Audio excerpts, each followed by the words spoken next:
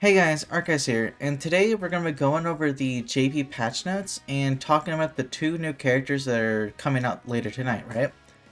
But before we get started, make sure you subscribe if you haven't yet, and turn on the notification bell if you want to get notified for when I upload. Now then, here's the banner. It's a new Fez Zeldris and a new Chandler, right? The Zeldris, Demon King's Deputy Executioner Zeldris, that's the Zeldris from, remember when King and Deanne took over Glock's and Drill's bodies in the past time? And then Zeldris came out of the portal as the Executioner. He was there to take care of what was happening with the commandments. And he took down Droll, right? And then Deanne got back to her future because she decided to run away from Zeldris instead of joining him or dying, right? So that's where the Execution Zeldris comes from. That's where that comes from, right? And of course we have Chandler because the Merlin fight in the story is the great big enemy there is Chandler, right? And of course Berserk Meliodas is also in the banner. We have Nashi, we have Dana for Liz, we have that's Green Arthur, Laduciel, that's Red Zeldris, Blue Fraudulent, I'm pretty sure. Green, no, that might be Green Dairy. No, wait, the Ten Commandments are... Never mind. Okay, so that's Blue Zeldris, Green Fraudulent, Red Dairy, Red Esterosa, Red Glocks, Green Droll, Blue Galland, Blue Melascula, I'm pretty sure it's Green Monspeed, and then you have Escanor, Merlin, Gother, King, Bond, Dan, Meliodas. No one cares about the sins that are on there. The sins are the worst part of the banner, right? Okay, past that, of course we have his costumes here. You know, Zeldris' costumes. Obviously, this is the best one. No doubt. And then you have, let's go over here, some Chandler's costumes. This is the best one. We all want that, high-class Chandler. And then, I guess we got this guy, and then, we don't talk about this. We ignore that around here. Some new Liz, Sariel, and Laduciel costumes. Some, like, school costumes for them, right? And of course, Hell Mode for boss battles that guarantees trigger for the new deathmatch boss. Demonic boss Belmos, the max deathmatch spawn is still 6. Belmos drops core of Belmos and will be used for evolution. So it's level 90. And they're still keeping the max deathmatch spawn to 6. That is the bad part about that.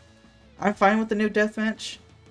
But what I'm not fine with is that the spawn is still 6. That is absolute garbage. Probably considerably thinking that we're probably going to be using a lot more Demon Parts at level 90. That's just garbage, by the way. That's complete. Right there, that's garbage. But let's move on. So, of course, Knighthood Boss Battle Season 1's coming back. We got a battle event. And of course, Village Nation event, you know, buff the deathmatch drops. It will now give guaranteed 3 materials in Bond's chest. And then there's going to be more material drops for the other ones as well. This is the big quality of life change. Daily contribution limit goes to 100. You got a new chat function quality of life. And then you can now log in from right here. You no longer have to go into Knighthood, walk all the way over at the animation. You can go right there in that menu and log in. So now, all of you that's in my guild that don't check in, that I've kicked previously before, you have no excuses now. Because it takes you literally 1 click. Thank you.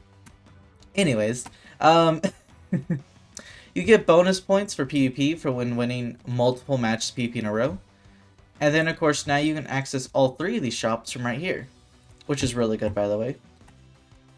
And then, if we go down, where's it at? Hey, yo, database, where's the characters? Database? Oh, here they are. Okay, found them. So this Zeldris is really good. His passive, Scent of Death, increases allies' basic stats by 2% for every debuff applied on the enemy. On enemies, limit 10 times.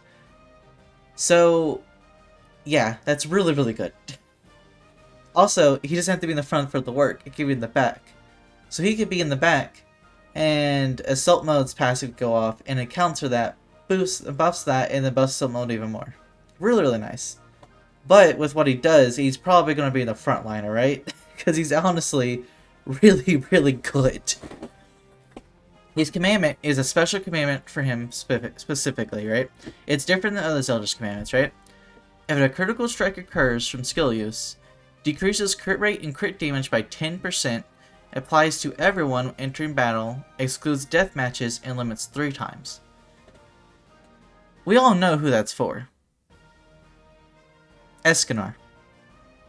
Escanor is who that's for. Right there. Yeah, that's for Escanor. I'm glad that's a thing. Thing is, you would have to run it over Joel's commandment, but I think that's worth it. I'll explain why after we get through looking at the characters. I think it's worth it running him in Joel's spot when it comes to commandment wise. But first one, I have to explain this first card.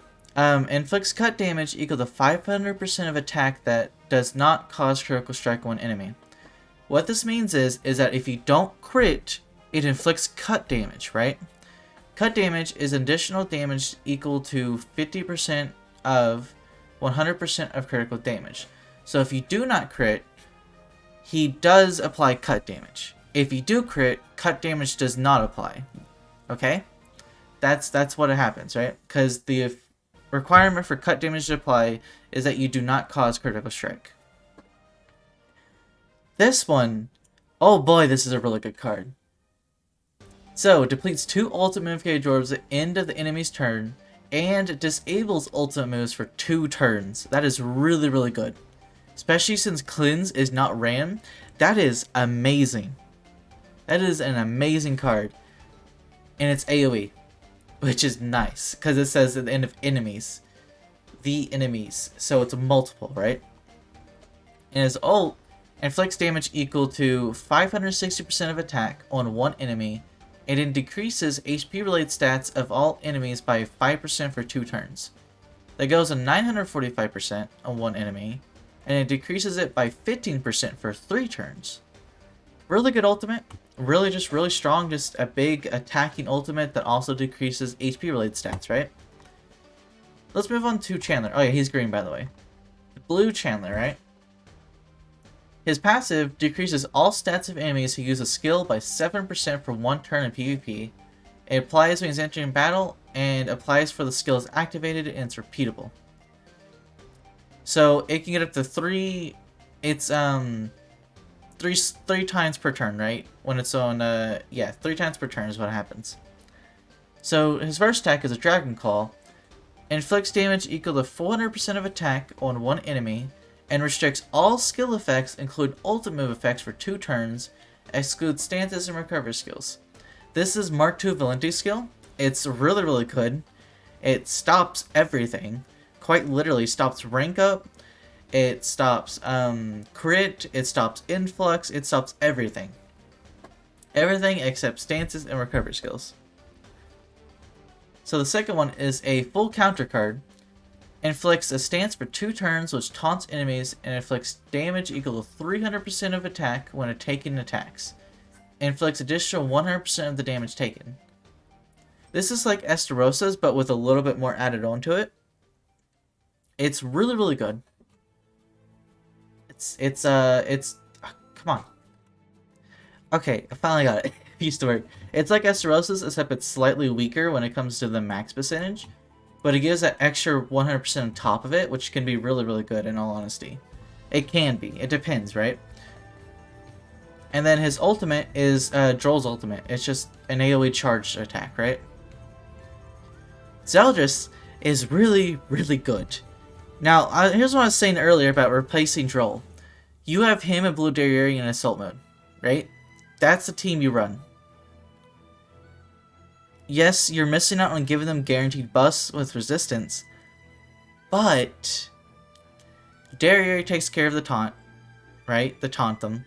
And Zeldris will be handling their ultimates and ultimate moves, right? So they can't just ult, right? And he's going to be buffing everyone, making you kill fast. And he is just big amounts of damage that you can deal, right? He's also a big damage along with Assault Mode. They have to worry about 2 different damage dealers. along with Assault Mode's passive, he's really, really good. I honestly think that's a team that could be ran is him, Derriere, in Assault Mode. Or you could run Derriere, Droll, Assault Mode with him in the back as well to get that passive constantly going off as well, right? That's something you could have happen, right? But in that point, I think Red Zeldris will just be better in that instance. But the thing about his passive though is that he can be ran on multiple different teams, which is really good, right? But obviously his best team I'm going to be seeing is that his best team is Assault Mode. But yeah, that's the update and the 2 new characters. I am really hyped for the Zeldris. It's coming later tonight. Oh wait, we haven't seen the ult animations. Let's go watch that. Yeah, here. Watch Chandler's first and then use Zeldris as last. Okay, there we go. Sorry, I tried to get my sound fixed.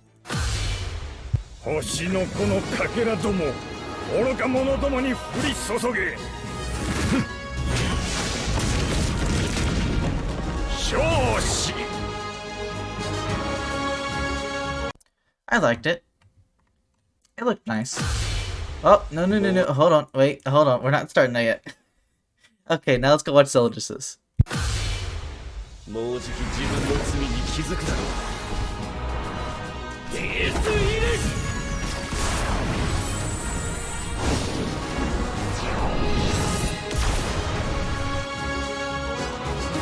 Okay, I really like that. Oh, I love that. That is amazing. Okay, I love Zeldris's. I'm in love with Zeldris. Oh yes. Okay guys, that's the video. Thank you guys for watching. I'll see you guys next video. Bye bye.